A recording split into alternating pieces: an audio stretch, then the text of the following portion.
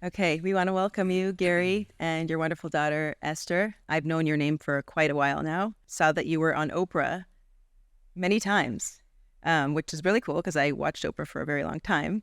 So tell us about Oprah. Yeah, first of all, we're delighted to be here. The Oprah show was remarkable. To get on the show, really, there's so many brilliant, wonderful people who couldn't get on the show, who didn't. So it really was a godly moment where, God sometimes writes a script that's much better than you could ever imagine.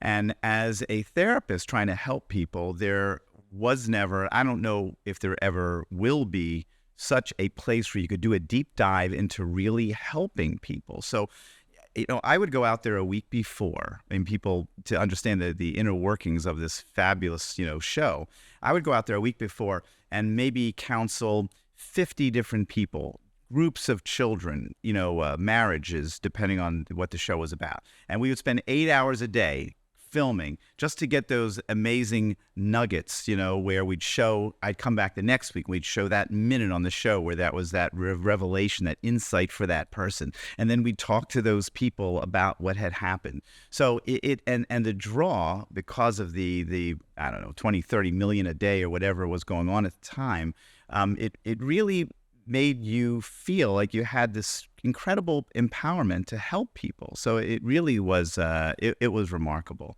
And it was a great journey. And the idea that I, decided to wear a yarmulke on all the shows I went on, I've been on the Today Show over 50 times, was meaningful. I think, people really would call me. I'd get a lot of Jewish calls also that was just appreciative that I didn't go into a situation and hide who I was. And I wasn't there as Oprah's rabbi. I was there as a psychotherapist, psychologist, just like anyone else, but this was who I am. And it was always, my life has been, all of our lives are, how do we take the spirituality and what God's given us and our relationship with him and do whatever we're going to do. That's the starting point for me, and I hopefully, for every human being. Yeah, I noticed that you wore your yarmulke on the shows that I watched, and I thought that was really, really special, especially given that time period. I'm wondering, have you ever had pushback on the yarmulke?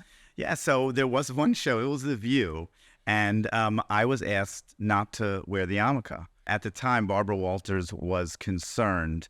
The way it was explained to me was that if I would come on, or if one would come on with a big golden cross or something that would divert the attention from your point. So that was the only show I think that's that asked. Well, it was what it was. Yeah. And I remember my the PR person at Random House, was very surprised when I said, "All right, all right, what? All right, I'm not going on the show." Like, it wasn't a question for me. I'm not doing it. I mean, forget about it. And whatever happened behind the scenes, they had me on, and thankfully they had me on after that. And we had some really incredible times on The View. Melanie Griffith, I remember one time was on the show, and she was supposed to leave for my segment, but she heard it was going to be about emotional cheating. So she wanted to stay. So it was amazing. I'm sitting there, she's sitting there, Star Jones, and we're all talking about her and Antonio Banderas. And, I was talking about how, you could cheat on your marriage without actually physically having contact. And she found that fascinating. And then oh, it was funny. I mean, she said, "Oh, Antonio and I have a rule that we don't," and she said the F word, and then we had to cut it out, and it was a live show, and it was 7-minute delay. I don't know. It was a lot of fun. I mean, in Hollywood, that's the tough thing to hear, is that you could cheat without any physical. Yeah, absolutely. And how is that possible? Well, so the idea of emotional cheating, I have a book called Emotional Infidelity that I wrote many years ago, and it's psychologically sound, but it also has a great godly Torah, experience, because we know in the Orthodox Jewish world that we have a certain separation between the genders, and the point is that people always focus on you can't physically cheat with someone else, but if I or anyone goes ahead and they put the bulk of their emotional interaction and connection in the hands of an opposite gender other than their spouse, then that's cheating. Because what I learned through my books and my studies was that the heart of what physical cheating really is the emotional cheating leading up to it. It's that we lose ourselves and we start to connect tremendously to people other than our spouses. Once you do that, you're breaking down your marriage and you're beginning to cheat. So, the way I define emotional cheating in infidelity is saying taking the bulk of your emotions into the hands of someone else. But whatever that measurement is, once you're starting to look outside of your spouse to another gender, to an opposite gender person for the connectedness, you're losing and you're draining your marriage of its much needed emotional value. I can have all the love in my heart, but my energy is a mathematical equation. The more I leak out of my marriage, the less I have. So if I'm coming home from my job and my wife says, or my spouse says, how are the, I already talked about it, laughed about it with Cindy. We already had a good time about it. I'm draining all the energy. I don't have that capacity to really connect with my spouse. So then what do I do instead? We talk about the problems and the bills, and the kid threw up again on the new couch. I can't believe it. Should have gotten performance fabric. I'm telling you, I knew it. Whatever the case might be. Yeah. And that's how it goes. And it's a very simple step from there into more and more. Right. Does it apply to friends as well? Meaning, like, I understand that idea of shifting your energy to, let's say, a party outside the marriage that maybe will prevent you from being able to connect to your spouse in a way. What about like a girlfriend? If someone has a girlfriend, they just want to vent and hang out and, get that energy out with. Would you say, it's not emotional infidelity per se, but it's also like a shift of energy outside of marriage or connection? Well, it was interesting what we were saying before is in our studies, we found that a lot of the people that one ends up cheating with, is usually they meet during a shared experience. Like if you're on a bicycle, some activity. And what is that? Because you're connecting, you're bonding, you're spending time, you're spending energy, you're having fun together.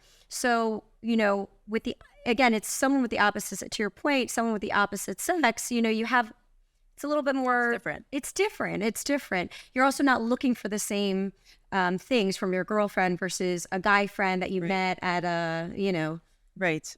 And there's no doubt that there's a little more of that emotional, hormonal thing going on, people I always say, if you walk away from somebody and you got a little extra bounce in your step, then something's going on. Right. To your point, though, Ida, it's a very good question, is that if you personally have a dear sister and, you're trying to make a decision about where to send your kids to school or what to do, and before you speak to your spouse about it, you've talked it out with your sister to where you've already come to really the heart of what you want to do, and then you're just checking in with your spouse trying to convince him what you already know, then yeah, you are robbing some of that life's journey that makes a marriage very, very rich.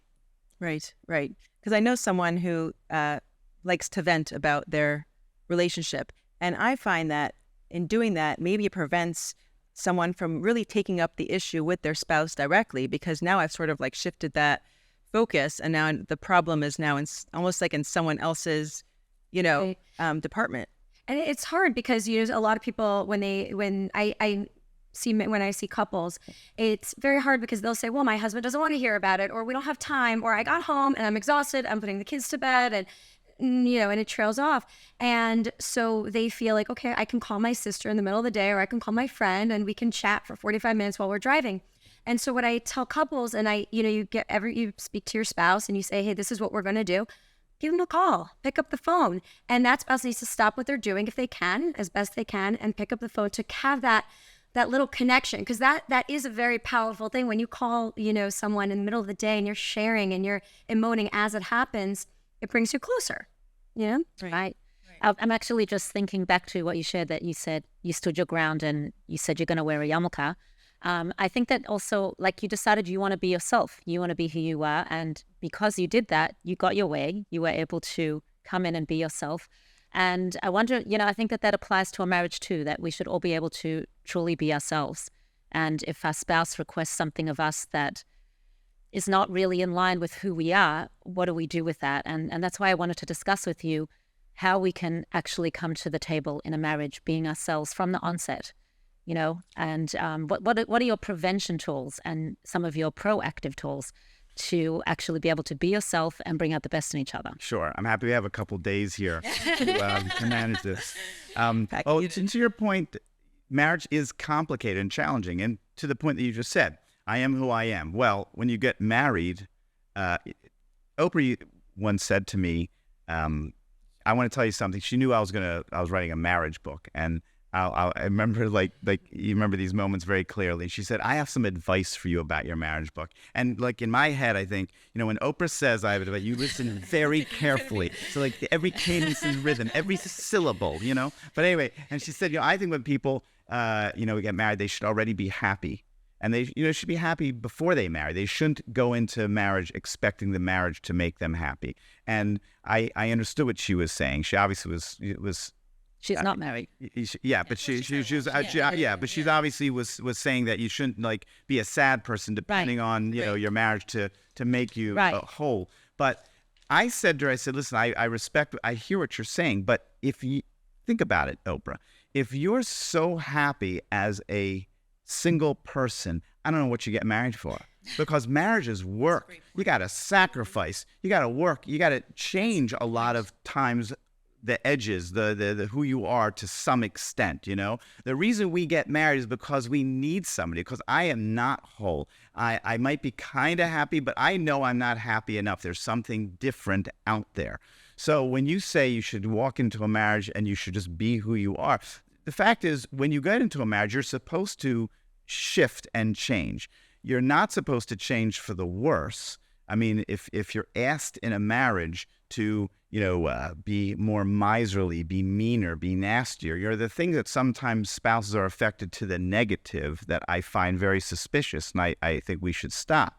But very commonly, we do things that we would never do before. When my wife said, I live in Miami Beach, we should take the kids skiing in Aspen. I said, what skiing in Aspen? I grew up in Baltimore. I'm trying to get away from snow. I don't want to go skiing in Aspen. You're kidding me. So Did she get her way? She got her way many times. I personally never skied, to your point, but she got her way, and they know how to ski great, But the point is that's a funny, example, but it's all over that we're looking, and the real heart of it is that we're supposed to be growing, right? You talk a lot about growing through a marriage and doing things that are not what you've done before. Yeah, you're going to change and ebb and flow. And I always think that's the most beautiful thing in marriage is you're not supposed to be with someone who thinks exactly the same way as you, because then it would be boring. Life would be boring. It's the idea of you're with someone to see the world through their perspective, to get that insight, to see something in a totally different light. And if we accept that about our spouse and we love that and we enjoy that, it makes life a lot more magical. And that goes to listening to our spouse. And when they do have a perspective or an interesting twist on something, to integrate that.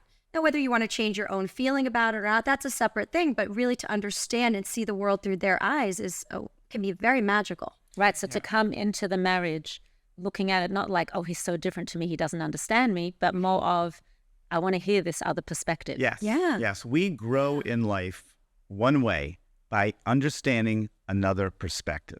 That's the only way we grow. Me keep telling you what my perspective is there's no growth in that.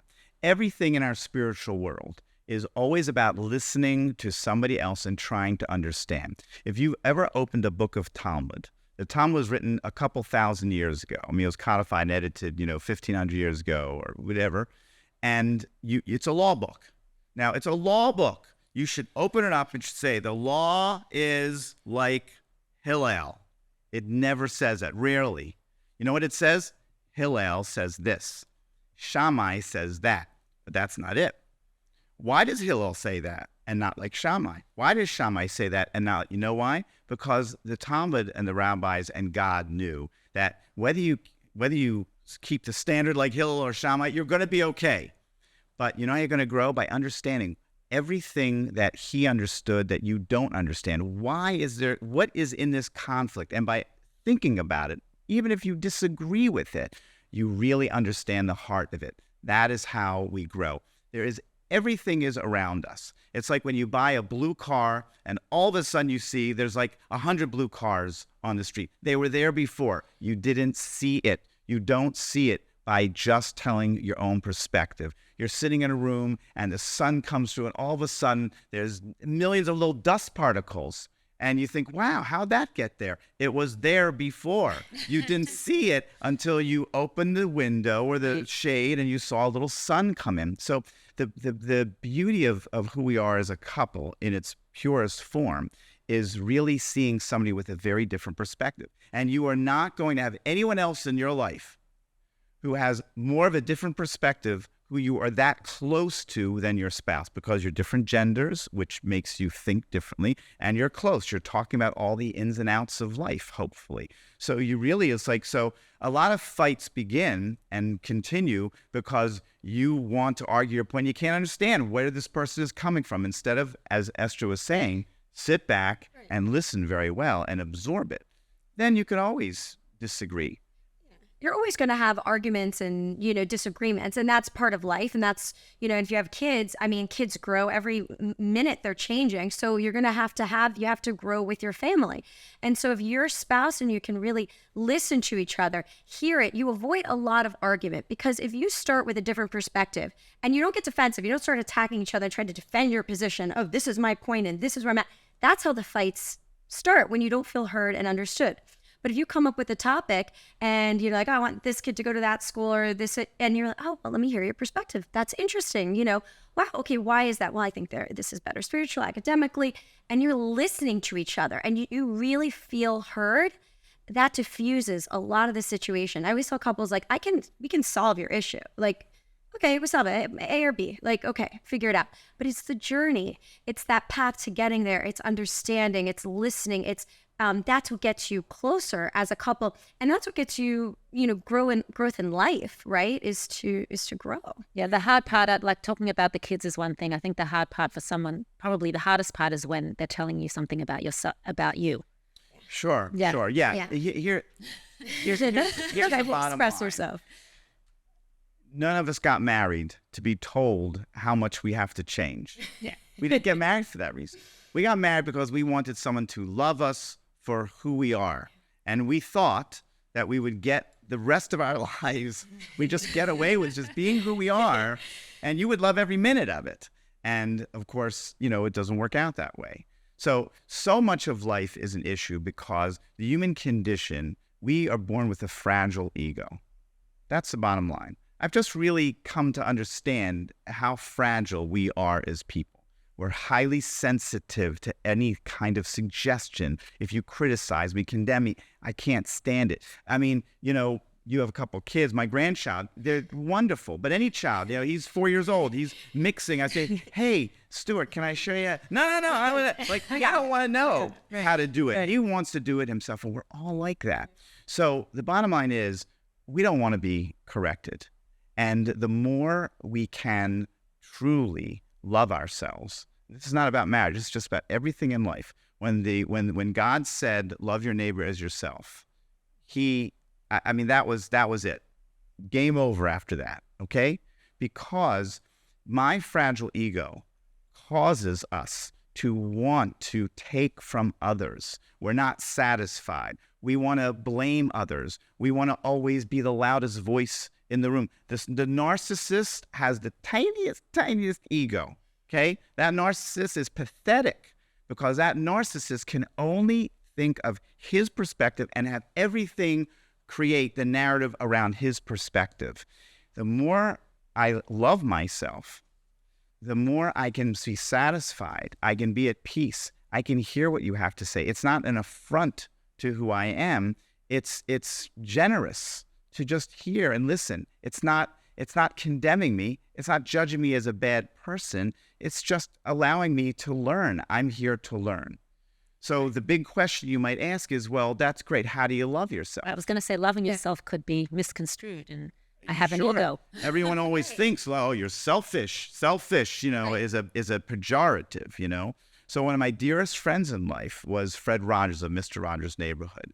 And I had the great blessing of spending time with him. And we would go back and forth. He wrote a book, for kids and divorce. And I was, consulted with him on that.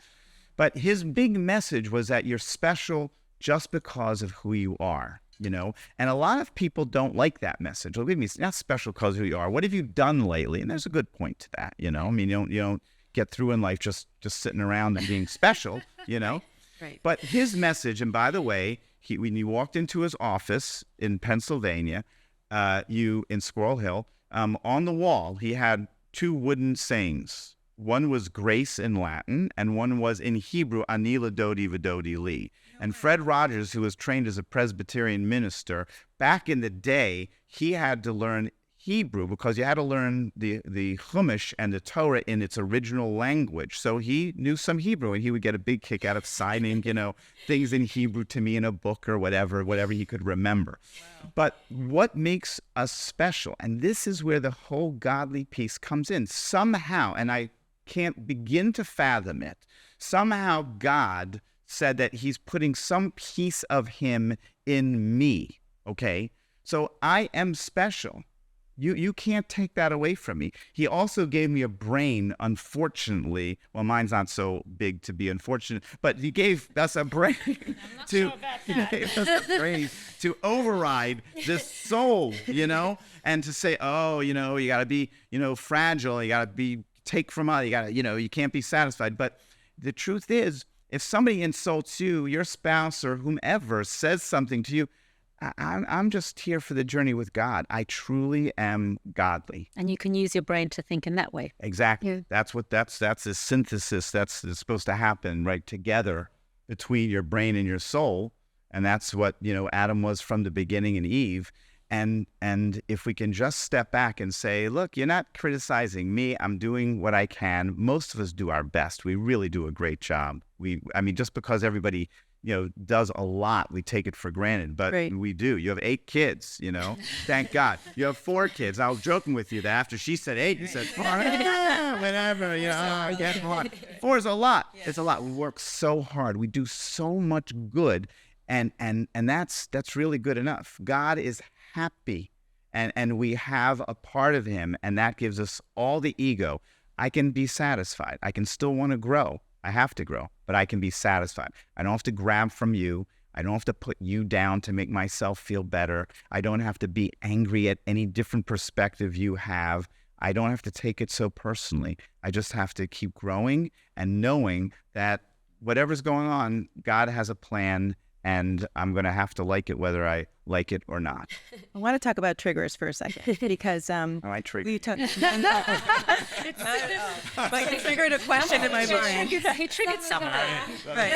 No. Well, you said so. You mentioned narcissism. I feel like it's a trending word these days. If somebody is trying to do that, really trying to grow and not have their ego in the picture very often, but they're with someone who maybe meets the criteria for narcissism, or somebody who maybe does have a lot of work to do. How does someone not, and I think this is a wider question of how does somebody not internalize what they're dealing with in a marriage and try to see the world from the perspective of another when that other Doesn't have a narcissist? Let's just say a narcissist. A lot of questions. Okay, yeah. It's a lot. How does someone handle a narcissist? Yeah. Right. That's a whole other habit. Right. But to your point, when we're born as little babies, right? We're not feel one way or about it ourselves or not. We get messages, right, throughout our lives.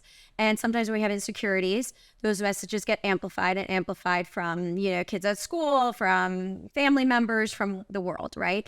And what a narcissist does is they play on a lot of those aspects. And whatever self-doubt we have within ourselves, they have to push you down in order to raise themselves, so that they have as you said, the fragile egos, and so they have to feel really good about themselves.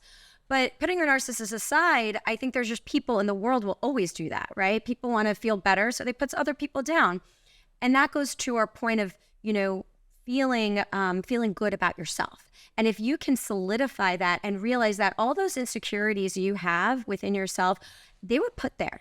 They were put there by some other voice, by someone else in the world. And if you can work on yourself to feel really secure and centered in who you are and your belief system and what then anyone, narcissist, friend, brother, sister, whatever, you won't be shifted to start believing that, and you stay solid in that.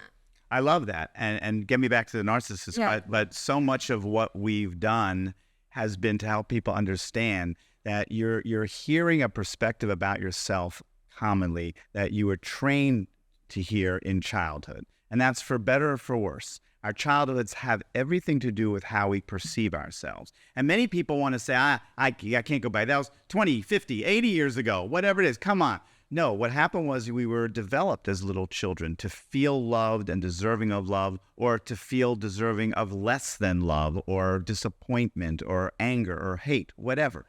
What happens is by the time I'm 6 and 7, I already have that going on in my head. Now I just support it with all the future relationships I have. So when people say to me, well, when I was a teenager, this happened. Yeah, it's because you're already in that perspective. You turned right instead of turning left and kept supporting. And you've been saying this to yourself in your head without realizing it, hearing all this noise without even realizing that you've been doing it. So now you're 50 years later and it's very solidified. But when we're able to crack open that root and say, you see where it came from, you can see it, can't you? Do you want to live the rest of your life choosing to just listen to that perspective of whatever it was that went on in your childhood? And it is not an indictment of parents. Parenting is hard. Most parents, I think all, maybe not all, I guess they're abusive ones, that they really are, their intention is to do good. They didn't mean to do anything bad. My father, may he rest in peace, he was beaten with a whip by his father.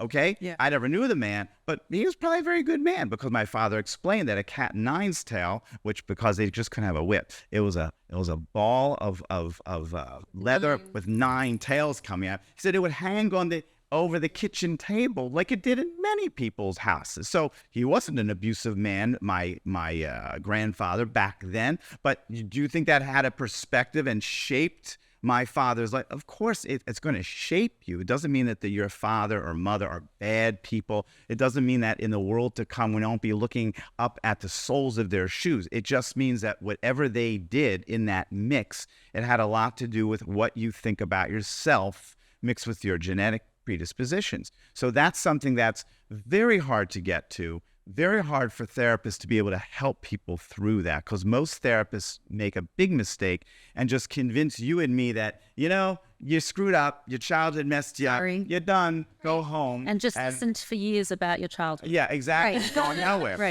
Right. There's a reason. Yeah. And our perspective is, no, realize that happened, so that now you must change it and say, I get to choose. It's going against the grain now because I've been thinking that way, and it feels uncomfortable. You don't even see it coming because it's so unconscious, but you make it conscious, and little by little you change your life. And have you seen many changes in that way? It's the best thing we do, because lots of times people come in and to any therapist, and they'll say, well, what do I do? And I say, you want me to tell you what to do? Yeah, I'll tell you what. What would you tell your best friend who had the same problem to do? And do you know 100% of the time they have a very good answer? Great answers. Just great answers. They know the answer. And then we say, okay, do it. You do it. No, can't. So what is that? What's stopping someone? Well, there's something underlying. There's something ingrained. And if we can be aware of that, if you can make that connection, be aware of it, then you realize, oh, this is not who I am. It feels like who I am, that because it's so ingrained. But I have a choice. I'm an adult. I can choose that. And to your point about the narcissist, I think one of the most important things when I speak to women who are in marriages like that and want to stay in relationships, I said one of the things is being very aware. If you're aware of what he or she is doing, and you are aware when they say something, if the gaslighting and all the stuff that narcissists love to do, if you're aware of it, that's like 75% of the battle, because then you can say, oh, it's not me. Right? The narcissist wants you to feel like it's your fault. Right. But if you're like, wait, no, that's that. Yeah. Right. Wait a second. Right. Then you can live, it's not necessarily a bad, it's something a marriage to throw away if there's a lot of good there and you have kids and also there's a varying degree of narcissist or any other kind of mental illness diagnosis, personality disorder. So it's a matter of what the person can handle. But awareness in all aspects of life is going to be the most valuable. Right. So commonly, to pick up on that, when your spouse has a response that's not commensurate with what just happened, okay, then you know that this is not personal to me. I might have said something that hurt your feelings, but if you are blowing smoke like unbelievable, then I know I'm not responsible for that. You're responsible for that. I might have to still hear about it and talk through it, but I don't have to feel that now I have to defend myself because that's not on me. Right. So And you have to more be in a importantly, really you be the place. person to realize that your response might not be commensurate with what just happened. Right. You know, so that you can say, hey, there's something up with me. You might have done something that was hurtful or insensitive, but that did not mean that I had to have this kind of reaction. So that's very different.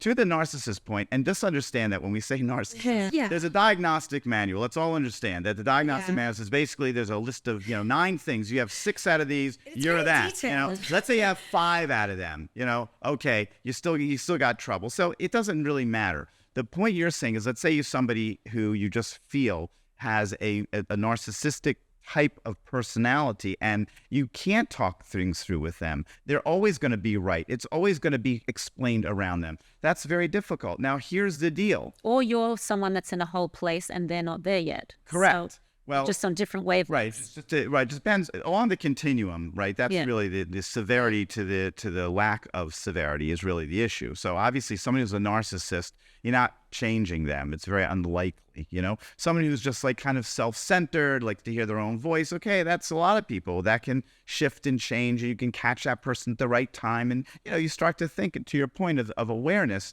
but sometimes in life you must be realistic.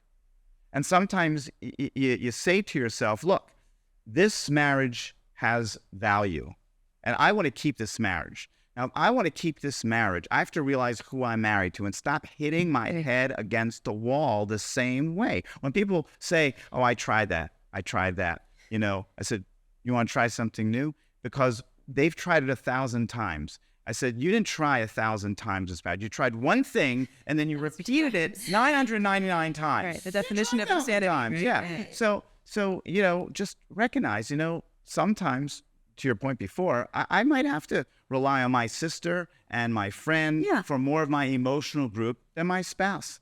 That's okay. To the extent that everyone can't have this fantasy of 100% or 90% of my emotional value in life is going to be shared with my spouse, and we're just going to cuddle every night, and we're going to groom each other. It's like monkeys. With the it's not going to be that. That's not the way it's going to be. Is it really? Yeah, what you just shared. I mean, I think it's realistic in very few relationships that people have that kind of comfort with each other, and they've worked, to get there. So I think it's a great value to have, but I do not think we should make people feel bad for not having that. And that doesn't mean that they don't have a great relationship. Exactly. Yeah. Well, listen, I'm sure I know I'm skipping ahead and getting to the direction, but when people come to me and say, divorce, should I get divorced? Not get divorced. But sometimes I think like this. I say, look, what kind of marriage do you have? Let's say you have a C+ marriage. You want an A, and you think you're going to get divorced, and you got to run off. You're going to find an A marriage. Very unlikely, by the way. There's no chance your second marriage you're going to find a marriage, because there's a reason why you're getting divorced in the first place. But we can get to that. But you had a C+ marriage. Okay. You get to see your kids 100% of the time. That's a B+, You mean if you stay married? You stay married. Yeah. You get to, because that brings joy and energy into your life. Yes. Right. Yes, much. You get to keep this house. Social friends, not have to go through all the... sounds like you're living like a B+, A- overall life. Now, let's leave the marriage. Let's go get an A marriage. Please, A-, please. We can't be ridiculous. Okay? You see your kids half the time. Oh, now we're down to like a C. You lose half your money. Yeah, you got to move. These friends won't talk to you. Those friends. Every happy time is more. But sounds like you're living like a C life at best.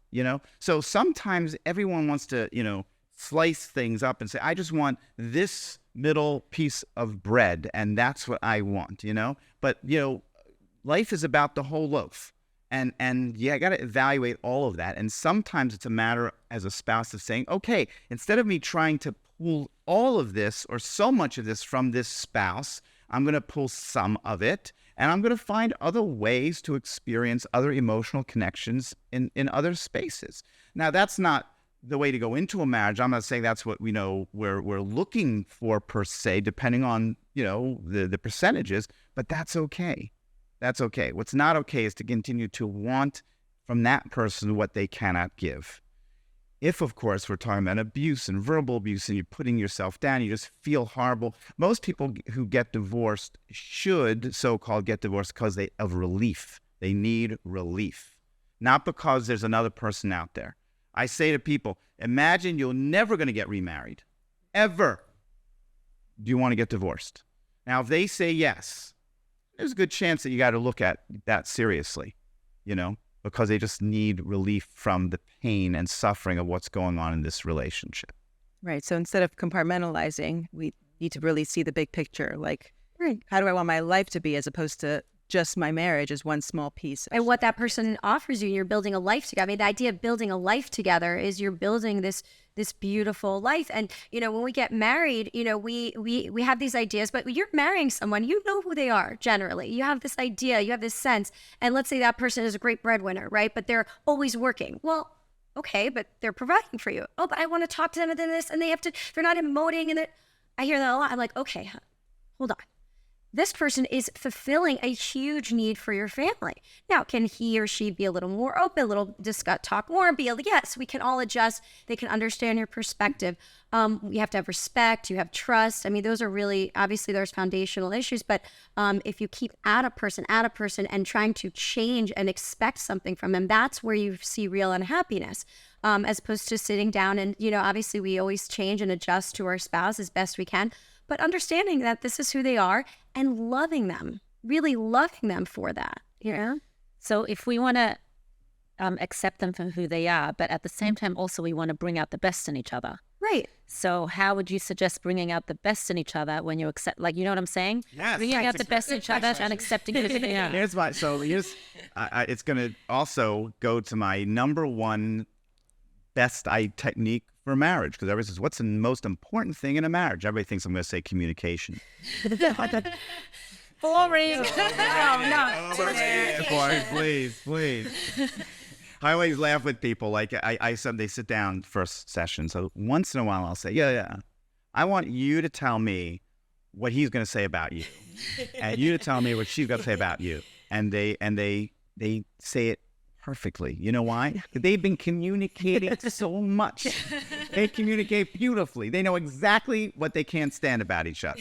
So anyway, the number one technique, most important part of a marriage, I believe, is appreciation. It's appreciation. Because you just said how we bring out the best in somebody. It's very easy. Appreciate them. Tell them all the good things that they're doing that you really love, and appreciate them. And you know what happens? They give you more of that. Tell them all the stuff that you don't like about them. It seems to boil and brew, and you get more of that. So if I bring people in and I say, here's, a piece of paper, a legal pad and paper, and I want you to take 5 minutes and tell me all the things you appreciate about each other. Now, these are people obviously in crisis, so, consider that.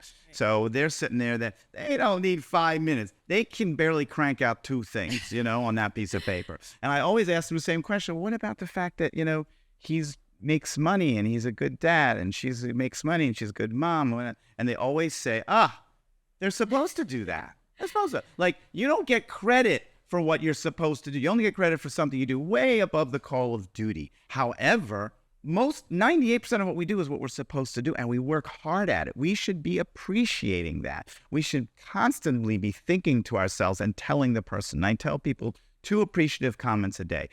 Gestures. It can be a loving call. It can be an emoji. I went like this because I'm old, so I do this. Emoji.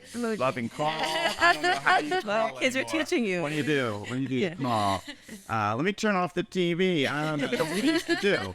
Okay, but anyway, whatever it is, a flower, a magazine that thought of you. And it's so easy. It's so easy. easy. It costs And you have nothing. Instacart. Right. Yes, you have Instacart It's now. that much It's even easier. easier, and it's remarkable. And we were going to save our listener questions for the end, but I feel like this ties in so well with what we're talking about now. Yeah, I was just thinking about that. We gathered some data, gathered questions from both men and women, because we do acknowledge there are some male listeners. So I'm going to read this one. So basically we got questions we decided to ask other people to send in some questions. And let's mention that we have a podcast. Yeah. And it's called Better and Better Psychology.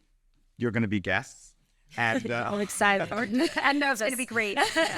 and it's a live call-in podcast, which we have not found any psychology show that we can just call in live and be able to, ask your questions. Didn't Dr. Laura do that? On radio. Yeah, radio. The podcast now is That's not great. yet. You can call in and That's get the idea. Yeah, That's the idea. That's great. Coach Nachum, actually, a shout out to Usher Parnes, who has been doing this since COVID. And that was very lovely. And that was the format. He had me on, and we would start questions and go was till amazing. midnight. I mean, there was no end. And it was wonderful for people to actually be able to, touch with you and connect in that way. So anyway. Yeah, no, I love that because a lot of the same underlying issues exist, and people just find themselves in every question. Exactly. The Yeah. situation might be different, but it's the same dynamic And that they're sometimes trying it's to good to hear what someone else is going through to realize, you know what, maybe my life is not as bad as I thought it was. Right. Or you can relate to the question and you see, oh, I'm not alone, and I can work through this. Yeah. Also, our brains are wired to go to the negative, Yeah. and especially as Jewish people. That's how we survive, right? Oh, where's the... so we're geared to the negative. So it's... Is that naturally how it is? Our default Yeah, setting? it's survival of the fittest, right? We're survival. Hey, what's going to happen? What's going to happen? And so we really have to work our brain to change to the positive, right? And that's why we have such a hard time. Like you have positive parenting now, right? Instead of saying to your kid, stop that, don't do that, right? If you focus on the good stuff, they listen more. And I think parents, that's a very common thing. People, for our kids, we're going to do that. Oh, yes, we're going to shift our minds. You do it for yourself, for your marriage, for your, for life. And you actually, the Torah says, like when you speak, right? That's what Lashon Hara, we have to be careful with our speech because whatever you put out into the world, that's what you're putting out. Yeah. So do you want to put out negative or you want to put out positive? And the positive is you're going to get back. So Yeah, it's remarkable. Every positive or negative thought you have changes the brain chemistry in your brain. So it doesn't mean that one thing's going to, completely change and shift, but it really has a scientific change on who we are. Okay. And the fact is our default is to be negative meaning cautious. You got up today. Do you know how many cautious thoughts you had without realizing it? You walked out into a street, you got into a car. There's so many things that you had to worry about. And if you were just happy-go-lucky, a truck's going to, God forbid, just Right. going You have to to... protect Are more cautious than others. Well, Yes, that's what we're certainly. saying. We're saying the idea is to not allow... The point is that's the default. The point is we have to work at being positive. Right. And when we start to have negative emotions or negative feelings, we say, hey, aren't things wonderful? Listen, my spouse and I were together 36 years, thank God. So the default of a human being is to be cautious and nervous. And your joke about being Jewish, of course. So you can't be, la-di-da walking around. But the idea is to override that and to see wonderful things in those moments when you're negative. So I've been married 36 years. Well, we've never had an argument. We've never had disagreement. Of course we have. But the one thing that we've done is I'm able to sit there and say, okay, this moment stinks and doesn't feel good. But this is the person I've lived my whole life with. She does so many wonderful things. I remember that she's always there to love me. She might be making a mistake. I might be making a mistake. At that moment, I probably don't even know who's the one who's making the mistake, if not both of us. But I recall the positive. So I might walk away and for a moment, grumble. But I'm in the moment, I'm saying, hold on, just take care, hold on to yourself here, We're all imperfect. And let's look at just remember all those wonderful things that this person has done and what they mean to you. And that tells you that this is, a blip on the radar. This is a detour that I'm not going down. Failed couples, they take that detour and they keep driving and they see the sign that the bridge is out and they still keep driving. It's just, they're going there. They're not returning and saying, okay, turn around, get back on the big highway that's working. And that's how you have to, perceive it as You're saying to do a pause. Yes. Pause. And shift your mindset. Yes. I tell people one of the easiest things that people say, I say, well, the first thing you can do is you can, say, shut up. And then say that, shut up, and walk away. You can always walk away, collect yourself for a minute or two and come back. It's always better than just, having noise in your head and just saying how you feel and, and all these people, I got to tell, you got to say it like it is. You don't have to say it like it is. Stop saying it like it is. It's funny. Hear it like it is. One wants to talk it out, and the other one wants the space to like. Yeah, what do you do there? Yeah, I'm sorry. Yeah. Yeah. I was going to say that whoever walks away has to say, listen, I can't talk about this now, but I will return to it. It becomes my responsibility, whoever the walker away is, to come back within a few hours and say, okay, let's pick up on that. They can't just walk away and we don't talk about it, and then the other person is, and that's part of these things under the rug. Yeah, it's very important because you're not acknowledging it. When you're not addressing it, everyone just feels hurt, right? So if you walk away, that's why people don't walk away. Because if you're having an argument and someone walks away, in a huff, don't do that. You walk away and say, look, I need a moment. I'm going to take my time. You say it calmly. You walk away, and then that person comes back and has that conversation. Because if you don't have that conversation, a person who feels. Yeah. And to that, I just want to add that a lot of people will say, well, when I'm in the moment, I just can't handle myself and I can't do that. However, I saw a very cute example about a mom who was yelling at her kids, and then her phone rings and she picks up the phone and she was like, hello. You had a diet? Exactly. Son, It's a miracle. so we know how to do it. It's just we have to want it. Look, and I think there's something to be aware of. Like, look, we learn how to be, parents, and we learn how to be spouses from watching the relationships in our lives. So growing up, what relationships do we see? How did they have conflict resolution? How did they resolve things? So when someone says, well, I couldn't help myself yelling. Well, maybe they witnessed their parents constantly yelling at each other. Right. So they think this is how we're supposed to do. We're supposed to, this is how it's supposed to be, and it's really not. And you have to think, what do you want for yourself? What do you want for your family? Okay, so I want to go to this question. And to discuss that now, because it gets you to meditate on that thought before the moment comes. Right. And you can speak to your thoughts, and then you can come back and say it, tell you to do the question. Okay. I guess. So it's a question on balancing acceptance of a spouse with expectations from them. So this can be applied to a husband or a wife, but this is a husband writing in. I find myself constantly comparing my wife to other women. When I hear people talk about their wives, I can't help but feel unhappy that my wife doesn't make an effort to look attractive or at least try to care. If I tell her something or make a comment in a nice way, she'll either brush it off or get mad and maybe make it my problem. So whose problem is it? Is it mine or hers? Well, it's both of their problems, clearly. And always answering specific questions, when I ever, do on our podcast. So I don't know a lot of the context and the detail. So I don't know, what this woman looks like. Right. Or how much she has ignored her appearance versus really doing a good job. And he just is looking around and saying she doesn't look like her. I don't really know. Right. Obviously, there's a balance, okay, that we want our spouses to look good for themselves and for each other. And I think the main thing of that is we want to be healthy. We want to go to the doctor. We want to say that we feel healthy. And this is a real big issue. It's a big issue from men to women, I have to say, because men are trained to look at women and see them and their size and everything about them. And the irony of that is that it changes through the generations. When I took my kids to the Louvre and we saw the Mona Lisa, they all thought, oh, that's so interesting. And I thought to myself, that Mona Lisa is no size 2. I realized she's nice and curvy. She was like a woman. You know what I'm saying? She's got stuff going on. That was going the fashion on. then. Exactly. Right. Exactly. Back then, if you were skinny, you were like poor, dying or something. You know what I mean? Now you got to be skinny. I mean, so much of it is really what we want to see. And it's back to the negative, the lack of the fragile ego. I want what I don't have. I got all this. Not good. What else is out there? I want what's over there. Scientifically, studies show that we're happy with new things for about 2 or 3 years. That's why your car lease is about 2 or 3 years. That's why, you get a new puppy. It's great. 3 years later, you get another dog. You know what I'm saying? Can't do that in a marriage. But, maybe with kids, it's good. 3 years, I'm done. I want another one. Maybe it works that way. You have to tell me. You're the leader here of this group.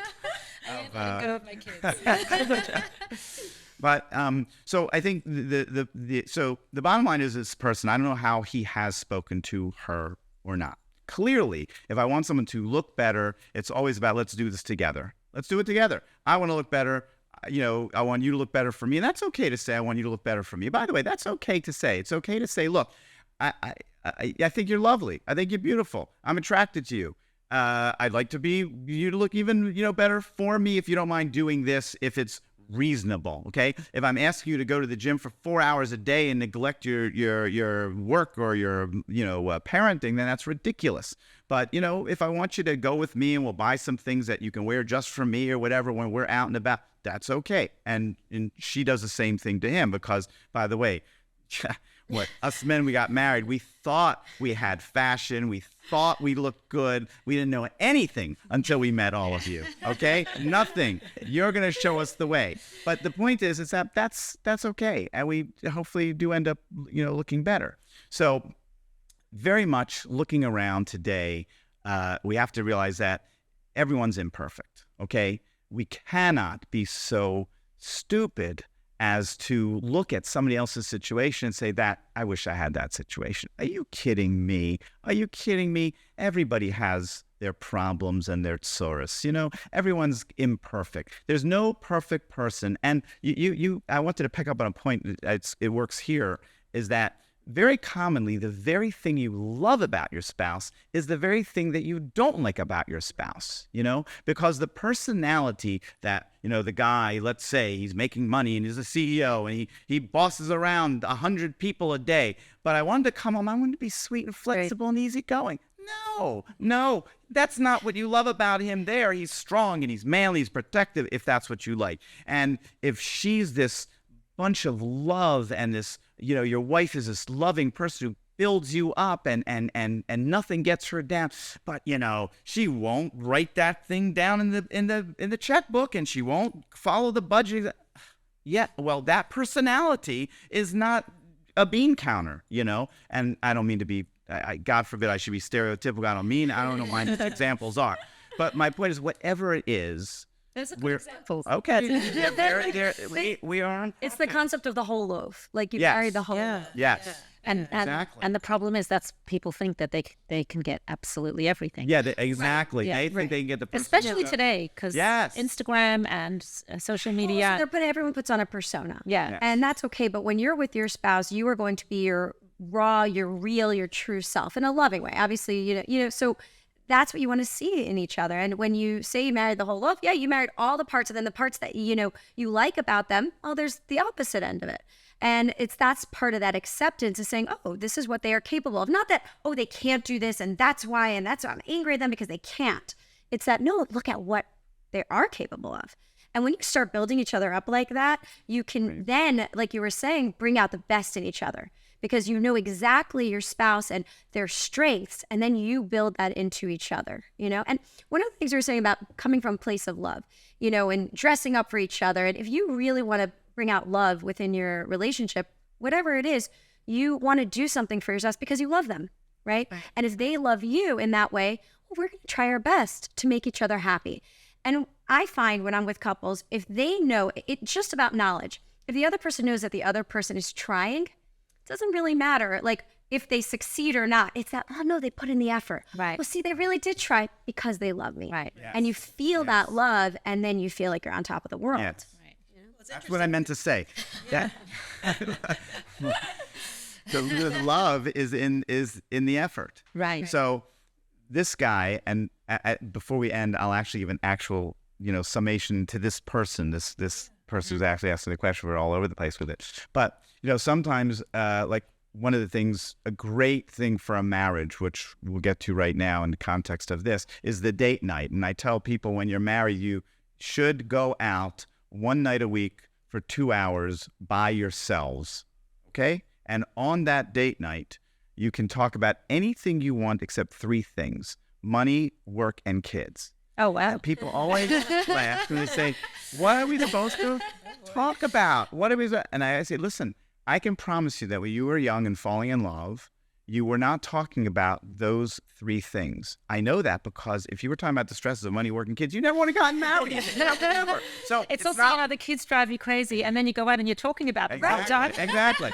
So it's not what got you here. You have to drive me crazy in a good way. Of course. Yes. Well, and you love your kids. Your mother loves you. She speaks so highly of you.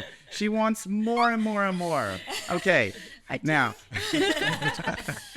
So the idea that we have the date night, And not with other people, because when you go out with other people, the guys talk to the guys, the females talk to forget that. Just by yourself. And you learn that you have to talk about other things. You can Google now. My wife and I have done it, best first date questions. There's lots of fun things out there that you can actually do to develop conversation. And also, don't do the whole dinner thing. Don't always go to dinner. You sit down at dinner, and now 2 hours, you got to have a lot of material. You better be really interesting and entertaining.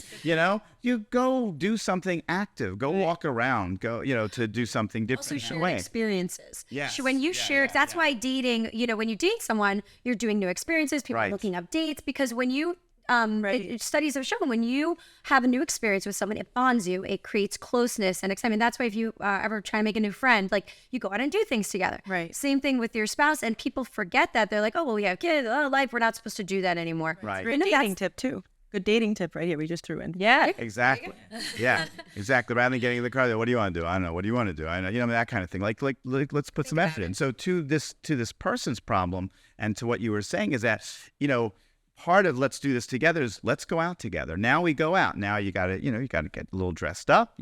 I want to see you. I want to spend time with you. So many times we just want our spouse to do something, but we don't really want to be involved in the fixing either. Well, the fixing here is, I love you. I want you to look a certain way with me. Let's do that together. Let's go out. Let's have a good time. I'll make the time. We'll go somewhere happy, and some place that's nice, and, we'll get it done. And in that way, now we're developing, rather than just him standing on one side saying, why don't you dress up and, don't look like my bubby, or whatever the case might be. These are all negative, sad things that don't work. And we can really empower other people with our positivity and us putting some effort into this relationship. How much effort do you put into your marriage? Think about it. Think about all the things you do in your day.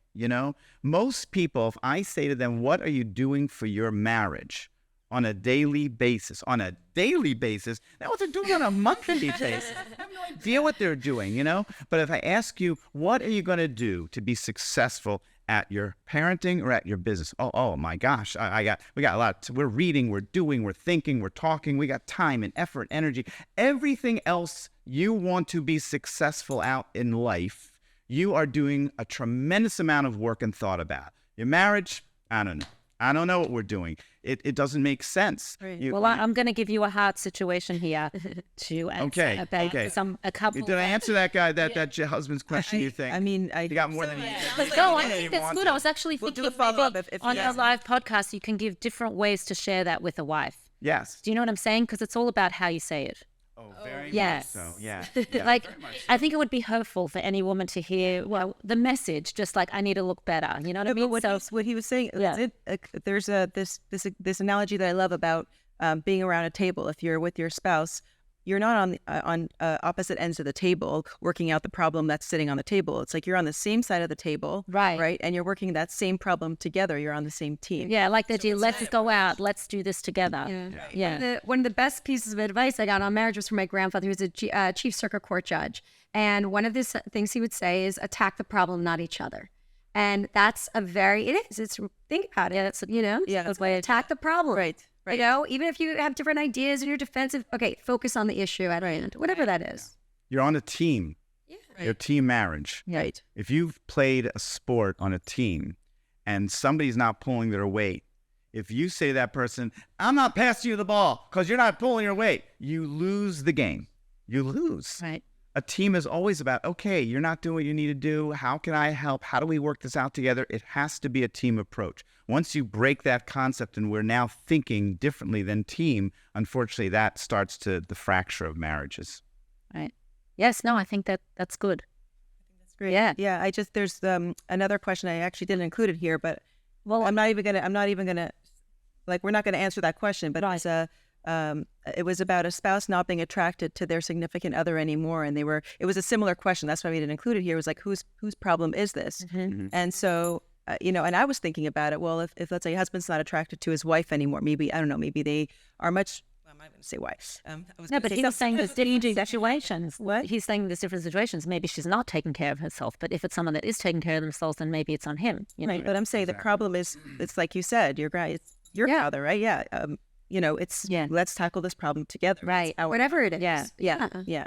no matter what, it is hurtful for the other party to hear, oh, I'm not good enough. Do you know what I mean? So that's criticism. Yeah, if that's what they hear. Well, but you're also not saying it that way. Yeah. Right. You're not saying, "Oh, you're ugly." See, I get that. I hear that. Oh, well, she's not. She's doing it. She needs to do this.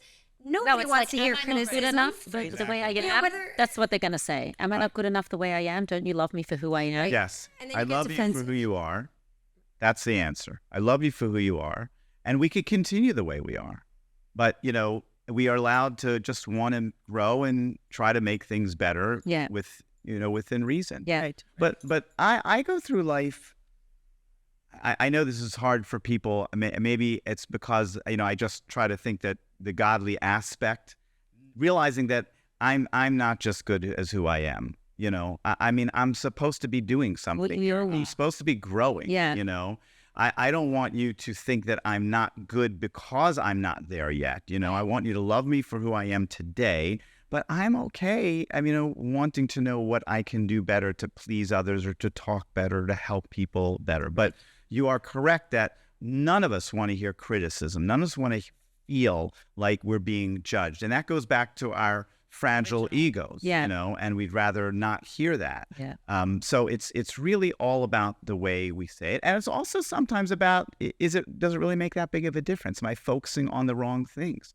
To your point about social media causes depression in people. They see other people having such a wonderful time. It's terrible for marriages. They see all their friends. Their friends went on this fabulous vacation and they're surfing and they're doing and everything's so beautiful because, they didn't show you the moment after when they screamed at each other. They didn't talk to each other for 2 days. You didn't see the whole look. Yeah. Exactly. Yeah. But they're not putting that on there. They're putting just this on there, and it makes people feel like, oh, you see, I don't have this, I don't have that, I don't have that. Yeah. And it goes, every which way. Right. It's the principle of stop looking outside. Looking outside, what are you looking outside for?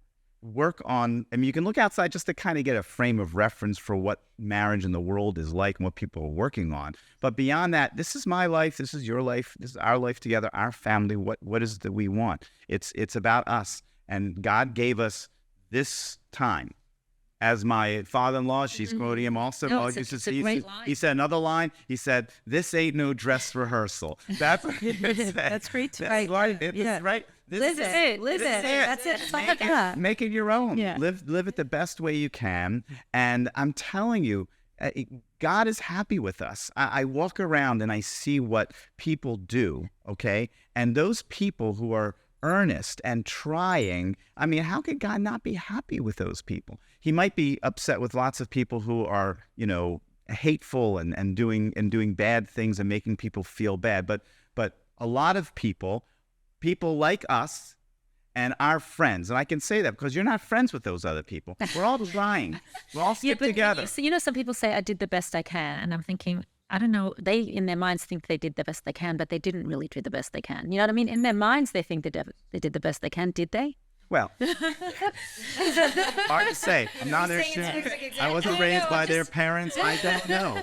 But the point is, yes, we shouldn't hurt people and say, too bad, I did the best I can. Right.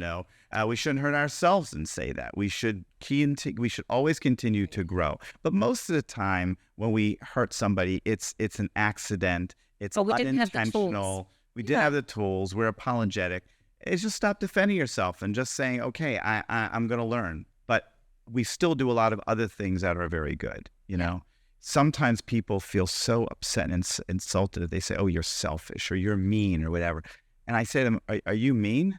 And they say, no, I'm not mean. So that person says you're mean, they're wrong because you're the only one in your head to know if you're really mean or not. Right. It doesn't mean you won't do something that will feel mean to another person. But that doesn't identify you as a mean person. You know that. And if that's not who you are, that's not who you are. Now, you have to come to the facts that you might have done something that was hurtful, and I have to figure out how to work that out with that person. Right. But that's the beauty. A marriage is supposed to be about bringing out the total summation of good for us. I didn't get married for my wife to point out every bad thing about me. I got married because largely I want her to see enough good and sum me up for good. You're good. I love you. I'm still willing to stick around. Now, let's get to work on you.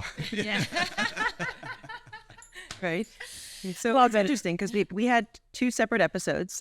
Both were on relationships, and there was conflicting advice on each one. And I wanted to get your take on it. So one said that, in a marriage, divorce should always be on the table because it encourages people to work on themselves and on each other, and there should be that opening that you can. That's one. There should be the opening that you have the option if you want to. That's what is right. And then on another one, we heard, you should. Well, not another one. We've grown up to believe that divorce is not on the table. I'm saying you hear both. You hear like it should be like this decision was made, and obviously barring extreme circumstances and terrible situations, it's like there should always be this feeling that I will never ever walk away, because then even in the worst of times I can't. There's no way out. So what do you think? No, because when it's not an option, maybe you can get both of your. I just thought because when there's not an option, then you really work on the relationship. Yes. You're committed to it. Yes, you win. Okay, You're right. Okay, so I think when people say that, they mean that no one should feel trapped. Right. I think that's a very important thing, that people don't feel trapped in a relationship, that it's so bad. And that's how abuse happens, where people feel trapped and the abuser makes them feel trapped and all that stuff. But I always go back to the Torah. The Torah, we have had divorce from time immemorial. Jews to have divorce.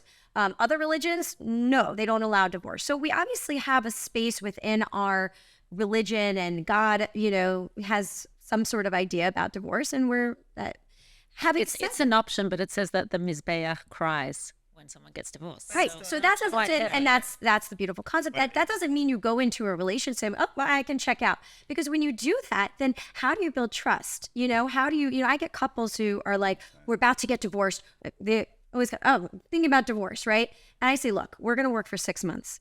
For 6 months, you have to commit to this relationship, because if your spouse knows you got 1 foot out the door, how are they supposed to sacrifice? How are they supposed to love? How are they supposed to fall, lean into the relationship if they know you're gone in some form? So I think that's the overall for life. I mean, how do you go through life knowing that person, is going to leave you at any moment? And It gets even harder because we have 50% of marriages that end in divorce. I think in the Orthodox community, it's lower. I mean, and we do, I think, I've seen in the Jewish world, we're very family centered. And that really does help, because when a fight happens, you don't have society saying, oh, go, leave, you're running. We have support. We have rabbis. We have community. We do have that to say, okay, you're having a hard time. You can get through this. You can figure this out. And I think that's a good message. Yeah. I don't have much to add. It was beautifully said, really. I think maybe what the person who said divorce should be on the table, I've heard this theory like, that way I choose to be married to you every day. I could leave and I choose to be married. I think that theoretically it sounds kind of poetic. I think, troops on the ground, it's a really bad idea, because to your point of trust was right on. I can't go through life thinking that you might think if I did something today that bothers you, you could divorce me. And yes, we say to couples who are troubled and in crisis, we say, look, I need 6 months, 3 months, whatever, where divorce is off the table. You can't think about it, because if you think like based on today and what the therapist said, we can't live under that kind of pressure cooker. We want to be able to know that we have our love and we have our stability. Now, nobody should take anything for granted. The fact is, you can't beat up on your spouse emotionally, or obviously any other way, and think, well, they're stuck with me, her father will never let her get divorced or whatever. I mean, you can't have that kind of stuff, because then people do take advantage, and it's potentially criminal under those circumstances. So, we have to know that's an option. And the fact is, it's interesting. The Mizbeach cries, it's a mitzvah. When you give that get, it's some kind of mitzvah. So God understands that there's an ebb and flow. Life is challenging, and everything is not about marriage. Now, when people get divorced, you don't say to them, big mistake. What the heck were you thinking? You know what I'm saying? You say that, but spiritually you say to yourself, God had a reason for you two to come together, especially if you have a couple kids, right?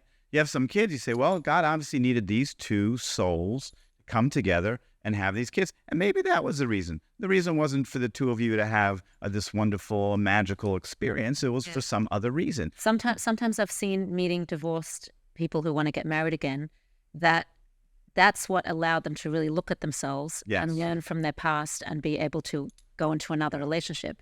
Like, because you were saying you'll have the same thing over and over again, but sometimes I've seen that some people, they actually look at themselves afterwards.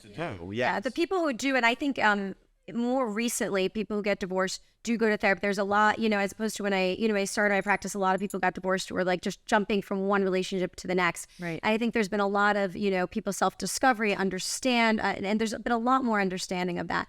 And it is very important. But I say anybody in a relationship, don't wait till you get divorced. Like, that's what I was going to say. They should have done it in the relationship. So many people come and they're like, therapy because this costs money. Going on a vacation, going on a weekend away with myself, I can't do it. Well, having a miserable marriage, it costs a lot for your kids, just for your children. I mean, it's funny. What costs a lot? Divorce or having a miserable marriage? Divorce and a miserable marriage. Well, divorce costs a lot. Yeah. But we say we're cheaper than the divorce. Oh yeah, the miserable marriage costs a lot too. You have to go to therapy. Right. And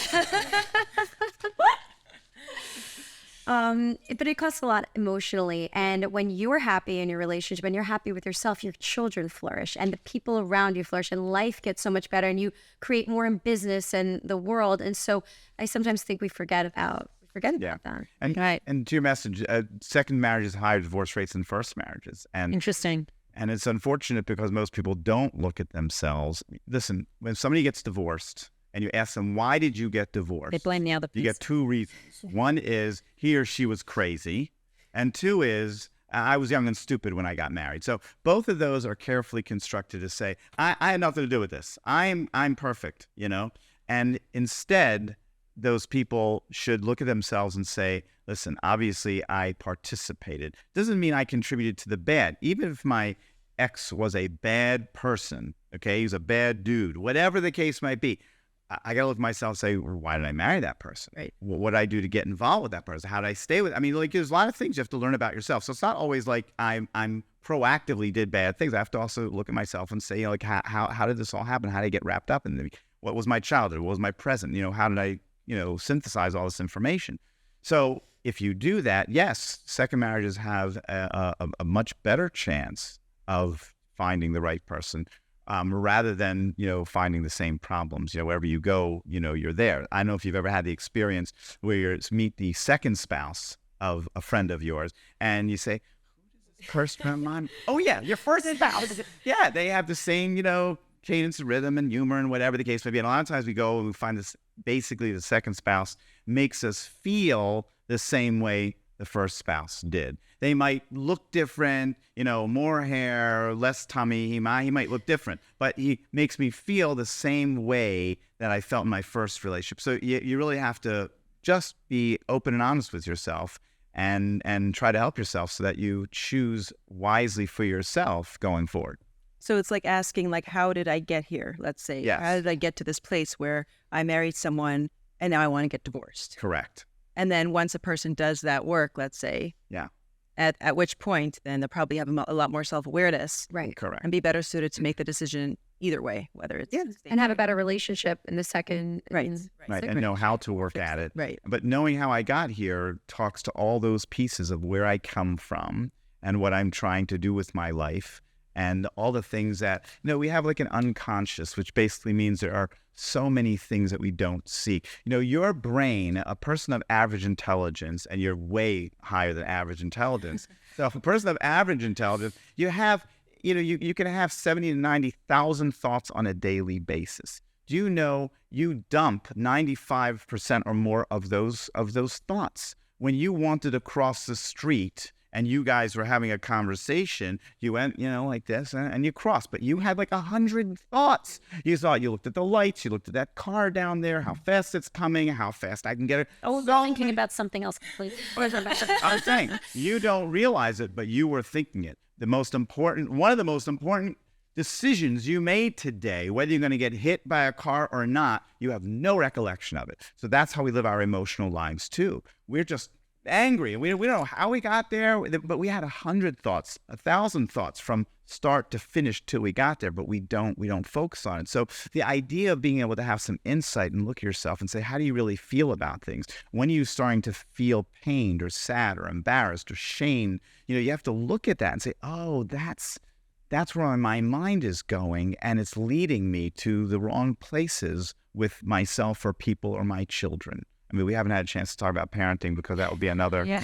But again, someone. Yes. But it's all the same dynamic. Understanding yourself helps you in every relationship in life. Just to add to this, I wanted to ask you: do you think being married to anybody, like any kind of personality, would match with anybody, and you can make that work? I think the it's a soft yes, meaning that if you're at the point where you get married. Obviously, there are personalities that should never be together, but they wouldn't get married likely in the first place.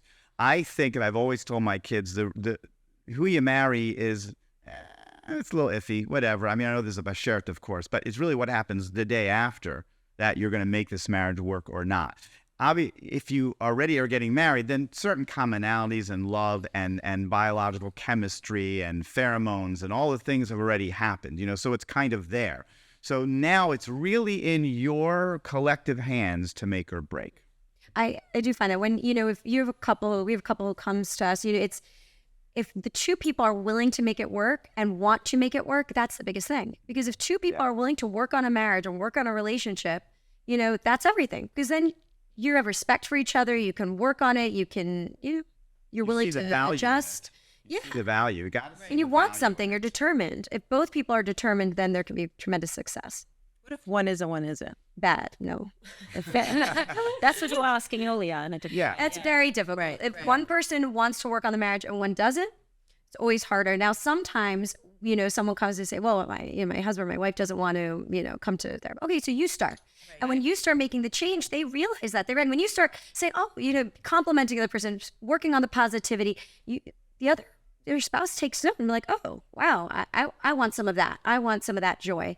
And then they usually they notice it right away. I tell one person doing something differently can change the nature of the marriage. It changes everything about you. You'll see the way your friends, your parents, your kid, the way they respond to you, they will change largely, and they won't know it. You'll know it, and they'll have no idea why it's happened because, again, it's unconscious. The tone of your voice, the pitch, it changes ever so slightly. The micro expressions, everything changes when you feel loving, if you feel mad at yourself. It all changes your whole aura of what's going on around you, and people respond to that. Do you find that it's usually the woman? Because it says the woman is the foundation of the home. Yeah, can I buy it? Where does it say that? It says it. What They've does it been say? telling you that. I thought maybe it says it in Asian. Your husband just keeps telling you that. It's okay. You're. And so you just kind of feel like the responsibility's all on you. Do you find that it's the woman that usually initiates that? Yes, she initiates. Usually, there's no doubt that women are, whether both biological, but surely it's nurtured in our society, in the secular, every part of the world, to be more attuned to emotions and socialization and things of that sort. I think that can be a burden that is unfair to women. I don't think that it's the foundation of a marriage is more on any one person than the other. I mean, there's lots of things that go into the foundation. But if you're a woman, you're thinking, he should start. Why I always got to be the one to start? Well, you might wait a long time. So there's nothing wrong with saying I can start as long as I feel that I'm getting some response and I'm getting some traction with that. And that also takes letting go of your ego. Yeah. It does. Well, it's not letting go of your ego. No, I understand what you're saying. Yeah. That's what you mean. But it's really, it's building your ego. Right. It's realizing it's not That's letting a good go way of to it. look It's at it. saying that Yeah, I it's have a humbling. good ego. Right. Yeah. My ego's strong enough that I can lead take this and first I can step. take this first step. Yeah. I don't need it to be exactly you to me. That's a fragile ego that says that. The stronger ego, if I'm at peace, if I'm a satisfied person, I can start and I can initiate, even though I know that it's not fair and you should or whatever. But I have to feel that you're responding. And I think that's important very important for you as a spouse to recognize that if your spouse is trying, you really have to respond. You know, she throws you the softball, you got to catch it. You can't, there's not too many times that you can just keep walking away from it. And she or he, but your example, she's going to just keep doing it and keep doing it, because at some point, then it becomes feeling like, you know, you're hitting your head against the wall. And then she decides under those circumstances that I just have to, you know, back away and find the good parts of this relationship and the things I'm really trying to get that it doesn't seem like you can give. I have to find that in other pieces of the pie out there with others. Right. And that would be like letting go of trying to change somebody. Right. Part of your expertise, you mentioned in the beginning of this conversation that you wrote a book about emotional infidelity. Yes. So I wanted to know how you work with betrayal of trust in a relationship, and how you help couples heal from that. Wonderful. So, and also be aware that if you go to newmanmethod.com, we have a Creating Your Best Marriage 11 session to help people. We have a special unit on post-cheating, physical cheating. So try to help. That is a podcast. Yeah, it's downloadable, and you know, so there's we've tried to help people, you know, far and wide to try to deal with these things. But a great amount of marriages, there's cheating. There's very high rates in the secular world about cheating, and the Jewish world. I don't think it's caught. I don't mean to say that. I can't say we're, you know, better or worse. Just it's not statistically it's easy to get. But You have more boundaries, maybe that's why. Like there's more boundaries. No, but exactly. No, It just no, hasn't really But I mean, it's hard to study it. What I'm saying is that I know the secular study. I don't want to say to people who are secular out there, oh, you do it, and the Orthodox whoever don't. Right. We just don't know, because it's hard to catch that Right. research. Right. But it is unfortunately it's a big number. But having said that, when cheating does happen, the most important pieces immediately are, number one, tremendous apology. There's got to be a very clear apology from the person who cheated. He or she has got to say, you know, I'm completely sorry. There's got to be a complete cutoff with that person. There's got to be real behavioral changes. See, this is what happens in cheating. If we can go there, by the time we get to the admitting of cheating, the victim of the cheating, we'll just say it's a woman.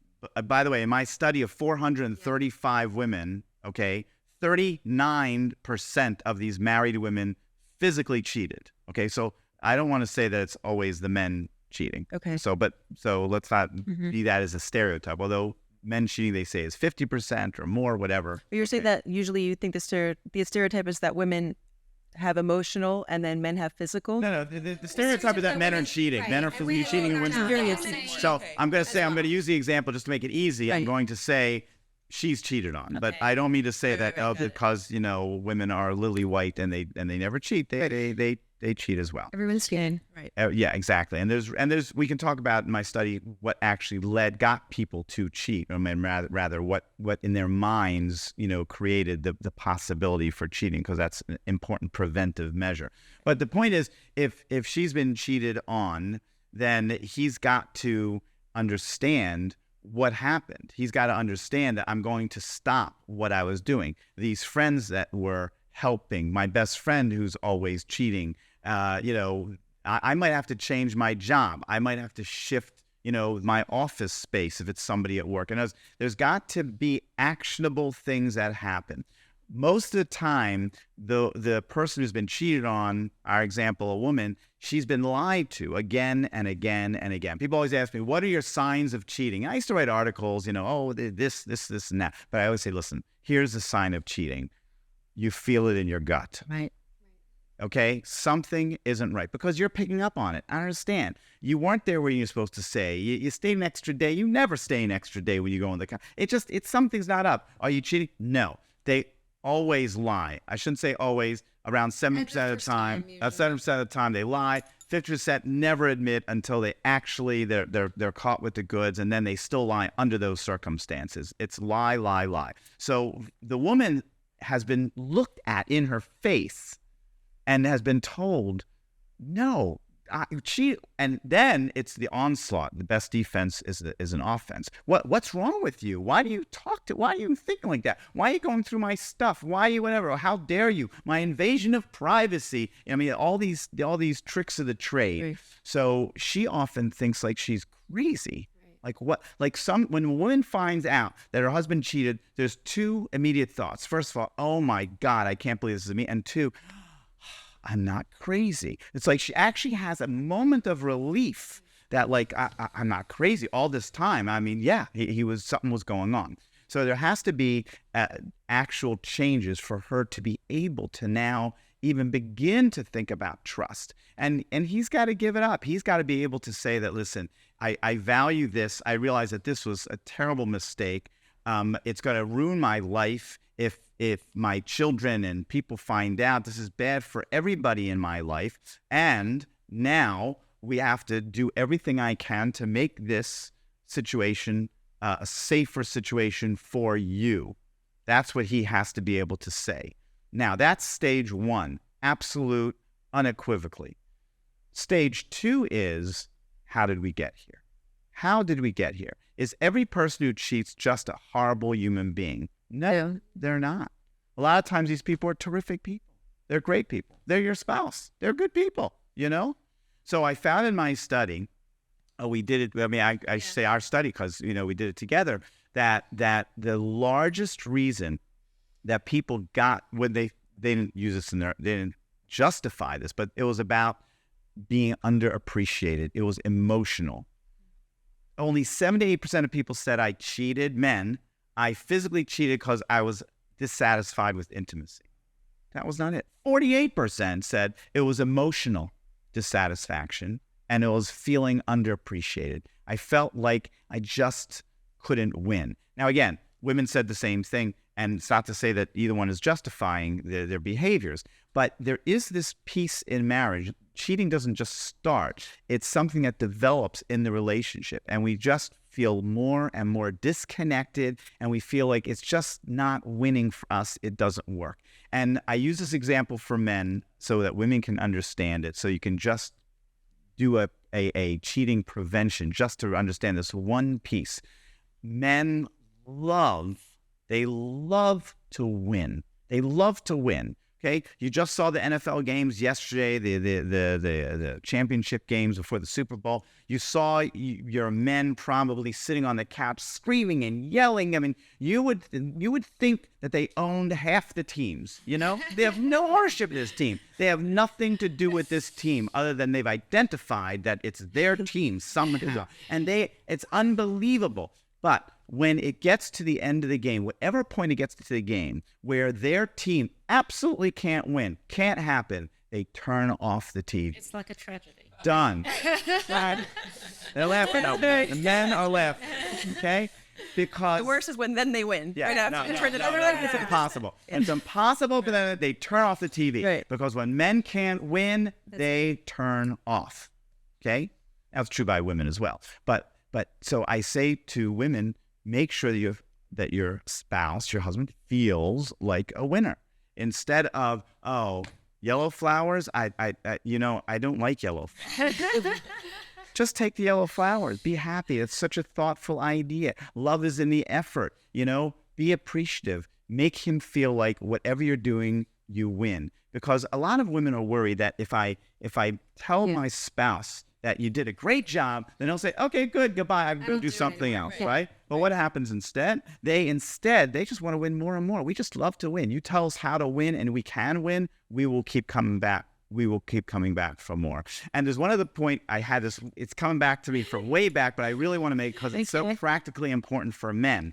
And it's about listening, because you were talking about listening. Men have a problem. They think that if they listen to their wives and understand them, then they have to agree with whatever action their wife states after that point. Okay? So let me say this clearly.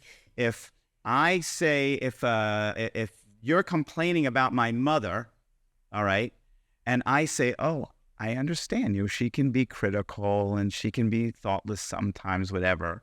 And then you say, oh, well, that's it. Your mother's never coming to this house again. Just because I understood you doesn't mean I have to agree with whatever step you want to take. So many men, they won't even understand their wives because they're thinking, oh, I better defend my mother because darn it, if I tell her that I understand, then I got to do whatever. No. Right. So men, you can understand your spouse. Don't worry about it. Understand her. Try to understand her. And if she comes up with something you don't agree with, you'll say, okay, listen, I understand, but we have to come up with some other creative solution or some other way of helping you rather than this. Right. But I feel like that diffuses a lot of things when when the man understands what it says, oh, I really understand. I get what you're saying. I understand what you're saying. I understand your perspective. The woman feels very, oh, okay. Right. You get it. Right. You got me. And all we want to do in life, she wanted. that's all everybody wants. We want to be gotten. We want to be understood and heard. And that's all. Right. And it's so simple, yet it's so hard, But it is really so simple. It does boil it down. Right. We really want to be gotten as people. And if you just get people, it means everything to everybody. Think about it. You can talk to somebody who's, God forbid, dying of a terminal illness. They can talk to you for a half an hour and they feel better. Right. They're not living any longer. Right. They feel better because our whole life here, let's face it, it's about connections. That's all it's about. That's all we can take with us is just the connections. And that's what it's going to be about. And the good deeds we've done. Well, but those good deeds are through connecting Right. to the universe, Yeah. whether it's a pet, a flower, God, or you. Right. It's about all those good deeds always are about, or even connecting to myself and understanding who I am deep inside, So I think we're saying the same idea. The connectedness is supposed to bring us to all the good deeds that we do. Yeah. But it requires us to just be able to sit back and enjoy the journey by saying that, God does have this. And that's the psychological principle. Even for a marriage, I say to people, what's the purpose of your marriage? What's the godly element in your marriage? If it's just, we're supposed to make money, have kids, have as much fun as possible. I mean, it's not going to get far.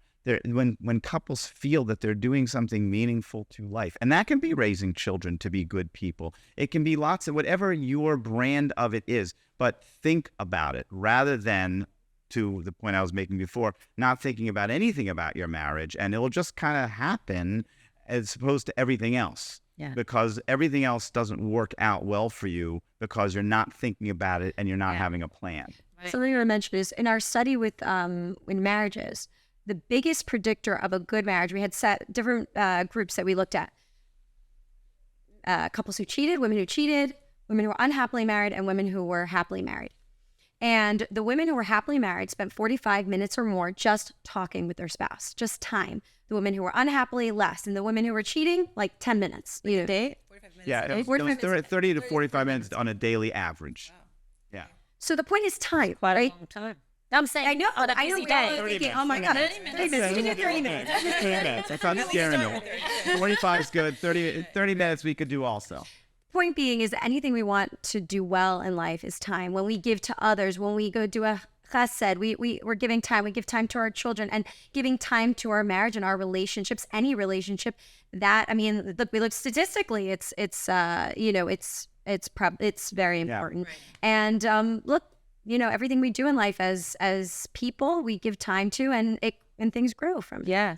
No, because, this leads to the question. Okay. And it could be for just someone who has a busy lifestyle as well. I'm saying, to take that half an hour. Sometimes there's just 10-minute spurts where we just have to discuss the kids and discuss, are you sending the kids on the bus tomorrow, or you know what I mean? And to take the half an hour out on a busy day, it's something to be mindful of, to create that space. Yes. But this is a heavier situation. My wife and I have been to marriage counseling. At one point, we were on the brink of divorce, but we worked through it. Though we have had ups and downs, we never made real headway in our marital and intimate relationship. We also work together, which makes it harder to separate our work from our lives. Above that, we have 2 special needs children, 5 kids altogether, so we have a lot on our plate. What are the next steps? She could write a book. Right? Yes, she could write a book. There's a lot of things going on. Yes. What should she do? Should she go to marriage counseling? Should she deal with the kids? There's so much going on her plate. She works together with her husband. Yeah. Yes, the answer is yes to everything. Listen, counseling is not a simple solution because it's a short amount of time. But the point for this woman is again, I think sometimes we have to deal with the reality that we've been given, special needs children is a good example, I mean, God did that, so there's something to that. And sometimes we have to accept the best of what we can make of this life. This is the life I have. We live in fascinating times. We didn't have choices like this until now, It was used to be, since time immemorial, I mean, this was your status in life. Make it work, Don't think about jumping to there. So there's still some of that we have to get back to say, whatever God has planned for me, how do I make this life the best that I can? Without, of course, going crazy or being depressed or crying daily. But if you have special needs children, of course, that's going to absorb a tremendous amount of time. Trying to do that as a way with my spouse as opposed to separate from my spouse is key. Trying to get as much support as possible because, unfortunately, tragic and separate from that, special needs children, these tend to break up marriages. Because it's just overwhelming. It's just an overwhelming task. And it's better for people to be able to say, this is what I'm going to carve out. And I need to get as much support and help. And that's going to be my life. And I'm going to make it the best that I can. And look, the studies show that, paraplegics are happier than lottery winners. I mean, you can really make something positive out of very difficult circumstances. And, we find those heroes time and again, but they all seem to be doing the same kind of thing. They're really focusing on acceptance of what I have and going from there and making it as strong and as positive as I possibly can. I think to that point, gratitude has been proven over and over again to change our brains, change our lives. And I think sometimes people are afraid of, if we are just grateful, then our negative circumstance won't change or we will forget about it. And that's not the case. If you can say, look, this is the issue I have 2 special needs kids, I'm unhappy. Okay, yes, I acknowledge that. Think about practically, how do I solve that?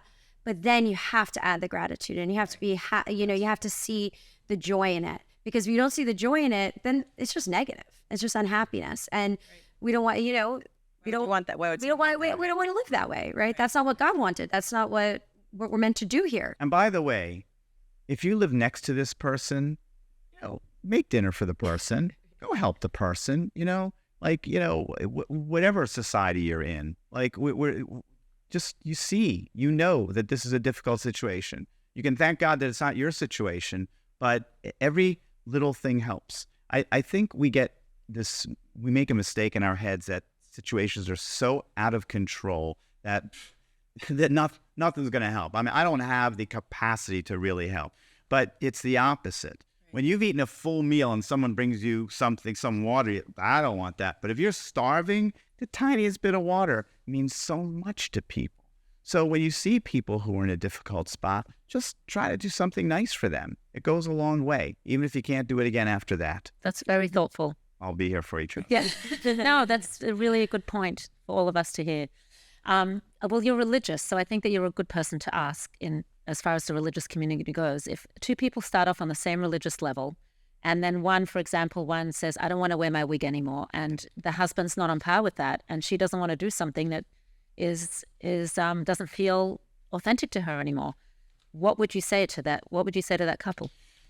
It's a difficult question because understand when you come to religion, there seems to be right and wrong. There's very little right and wrong in life. There's a lot of gray. When it comes to religion, there seems to be that. So the first thing I would definitely say is people should contact a rabbi who is forward-thinking and a good marriage counseling type of person.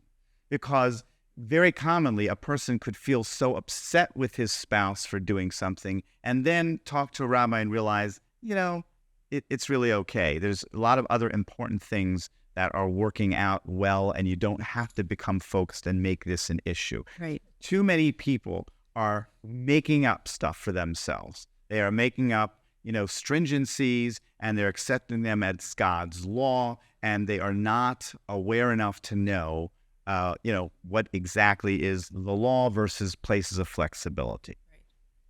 Secondly, If a person changes religiously, we want to look at that. And as a spouse, I want to understand what's not working for you. How do I make that better? How do we make that better? What is our brand of Judaism? We are supposed to grow together. And believe it or not, just because my religious level is this doesn't mean that I have to start doing things that are belittling to myself or my religion. But it doesn't mean that I can't do things in a different way. I wanted to have Friday night meals where I have 15 people every Friday night, and it's supposed to be amazing and terrific meals, and you are supposed to do all the work for it. Hello? Well, why can you not? In other words, just because I've assumed that, I have to find out that there's other ways of having a great Sabbath. And it might not include all of my 10 best friends. It might include other people or fewer people or more time with my children. There's so many different ways. God made us, and he put feelings into us and thoughts, because we're supposed to look at those and say, yeah, that's what I want to do, because he put it there for a reason, because he wants you to do that, So if you love spending time with animals, well, I think there's a reason that God put that in you, because he needed you to do something with animals. If he put in you that I don't like animals and I'd rather do something with children or money or whatever, also good. Yeah, great. But sometimes you like the chill with the animals and you don't want animals. Do you know what I'm saying? Yeah, so toward that, you figure out creative answers to that. We get an animal. both The animal parties have doesn't to be sleep in the bed next to the person who hates animals. You know what I'm saying? We figure things out. My husband is not making a good living. Good parnasa. He seems to be trying, but every opportunity that he finds somehow falls through. I'm left to have to work to supplement the bills and high costs of our lifestyle. And being religious, also kosher food, high tuition costs, etc. Am I self-sabotaging by stepping in and helping him? Should I refuse to work because taking care of the kids and house is already a full-time job? Am I enabling him if I go back to work so he's less desperate to find something? I think you have to know your spouse, right? If, some people can give advice and be like, oh, well, you're, self-sabotaging, you're supporting him. Well, if your spouse is having a hard time because they lost their job or that they're genuinely having a hard time, that's marriage, that's life, that's, supporting each other when you're down and up and doing that. The key is for, this woman, obviously it's hard and it's not easy. It's that, marriage, each person has roles. You're not going to be like 50-50 down the middle, but you're going to divide and conquer. And it's very important to have good conversation and good communication that your spouse is filling in. If he is not working, is he filling in on the other end, and being conscious of your sacrifice? So if you're sacrificing that and you're really not, there's not a lot of love in there and you just feel like you're a doormat, well, then that's, then there's something going on. But if you feel like, oh yeah, I'm trying, and you're feeling like a team and we're going to get through this, then that's positive. So it's really about the nuance and the feeling of it. Yeah. And just to add to that, I think that women sometimes are short shrift to the extent that they might work, and then he spends the money and he gets to know where the money is, and she does this. I don't know what you guys are doing. I don't understand. You got to get into the game. If you're going to make some money, even if you're not making any money, but you're going to make some money, then the point is, this woman, yes, she can get involved, but getting involved doesn't mean just making the money. She said these extravagant, lifestyles and expenses. You now have a say in what's the budget, where's the money going, what are the decisions that we make together, where we will spend and where we will not spend. It's a total connection about this big thing called money, which is a huge thing. My wife and I wrote a book about this. So it's a matter of using money as a way of being involved with each other and knowing where everything is and how it's being spent and having a voice together in that. Right. Like you said earlier, it's like being, on the same side of the table, working the problem in front of you. Yeah. Right. I know Brene Brown has a great example where she says some days, this is more about like each day they have different levels of energy. So some days she's at an 80 and she'll tell her husband, okay, I'm at 80, so you can be at your 20 right now because I've got this. But sometimes she's at a 20 and she's like, hey, I need your 80 today. So yeah, unless that balance. Yeah. With everything we've discussed and all these tools, which age do you think is the best way to go about that, to get married? Best age yes, the best age. The question is, should you get married young? 10. Yes, exactly. I was 10. 18, pretty close. 18, pretty close. It was a teenager. We're teenage. Yes, clear. It's a great question, and it probably does separate among lines of secular versus Orthodox communities, of any religion. But from a secular perspective, people who wait until more to the mid to late 20s have a higher rate of success with marriage. The more education they have, college education, et cetera, the more likely of a long-term marriage, as opposed to much younger or much older for that fact. I think in the Orthodox Jewish community that I'm familiar with, of course, I think younger is a standard. And I think there is a lot of support. When you get married when you're 18 or 20 or 20, it's not just the two of you. It's your families. It's the community. It's the rabbi. I mean, there's a lot of people in your marriage dictating a certain amount of expectation, and you're young. So because you're relatively undeveloped, the nice thing about younger marriages is that we do develop together if we're using the techniques of trying to be a team and trying to understand each other. If we don't do that, then it's disastrous, because we really start to develop largely away from each other quickly, and we become very different people, relatively quickly. Even to your religious observance question, that can shift and change, and those things we have to do together. If we're doing it together, it's beautiful. We become better than we ever were together as two souls fused together. If it's done separately, then it goes bad quickly. I think besides that, the other question that you didn't, the other part of that is waiting to get married till much later.